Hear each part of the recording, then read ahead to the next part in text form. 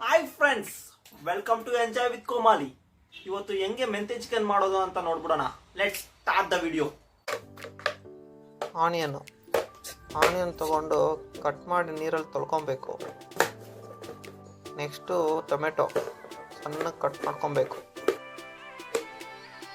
ಇಲ್ಲಿ ಶುಂಠಿ ಬೆಳ್ಳುಳ್ಳಿ ಒಂದು ಗ್ರೀನ್ ಮಿರ್ಚಿ, ನೆಕ್ಸ್ಟು 3 ಪುದೀನ ಕೊತ್ತಂಬರಿ ಮೆಂತ್ಯ ಮೈನ್ ಇಂಗ್ರೀಡಿಯೆಂಟು. ಹಂಗೆ ಸಣ್ಣಗೆ ಕಟ್ ಮಾಡ್ಕೊಬೇಕು. ಕಟ್ ಮಾಡಿಕೊಂಡು ನೆಕ್ಸ್ಟು ಶುಂಠಿ ಬೆಳ್ಳುಳ್ಳಿ ಮಿರ್ಚಿನ ಮಿಕ್ಸಿನಲ್ಲಿ ಚೆನ್ನಾಗಿ ಗ್ರೈಂಡ್ ಮಾಡ್ಕೊಬೇಕು. ನೆಕ್ಸ್ಟ್ ಇಲ್ಲಿ ಬಂದರೆ ಆಯಿಲಲ್ಲಿ ಚಕ್ಕೆ, ಲವಂಗ ಮತ್ತು ಪಲಾವ್ ಎಲೆ 3 ಹಾಕ್ಕೊಂಡು ಫ್ರೈ ಮಾಡ್ಕೊಬೇಕು. ಕಾರ್ಡಮಮ್ ಏನೇ ಏಲಕ್ಕಿ ಇದೊಂದು ಹಾಕ್ಕೊಂಡು ಫ್ರೈ ಮಾಡ್ಕೊಬೇಕು. ನೆಕ್ಸ್ಟು ಆನಿಯನ್ ಹಾಕಿ ಚೆನ್ನಾಗಿ ಗೋಲ್ಡ್ ಕಲರ್ ಬರೋಂಗೆ ನೀವು ಅದನ್ನು ಫ್ರೈ ಮಾಡ್ಕೊಬೇಕು.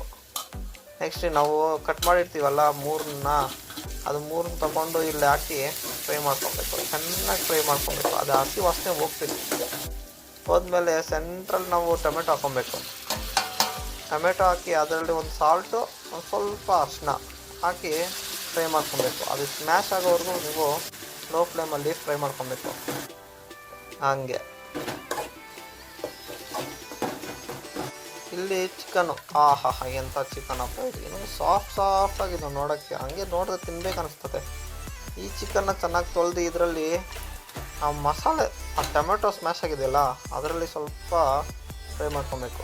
ಆ ಚಿಕನ್ ನೆಕ್ಸ್ಟ್ ನೀವು ಹಾಕೋ ಶುಂಠಿ ಬೆಳ್ಳುಳ್ಳಿ ಪೇಸ್ಟ್ ಹಾಕಿ ಫ್ರೈ ಮಾಡಿದ್ರೆ ಅದರಲ್ಲಿರೋ ಮಸಾಲೆ ಎಲ್ಲ ಚಿಕನ್ಗೆ ಹಿಡಿತದೆ. ನೆಕ್ಸ್ಟು ರೆಡ್ ಚಿಲ್ಲಿ ಸ್ವಲ್ಪ, ಮತ್ತು ಚಿಕನ್ ಎವರೆಸ್ಟ್ ಮಸಾಲ ಅದು ಸ್ವಲ್ಪ 1 ಟೇಬಲ್ ಸ್ಪೂನು.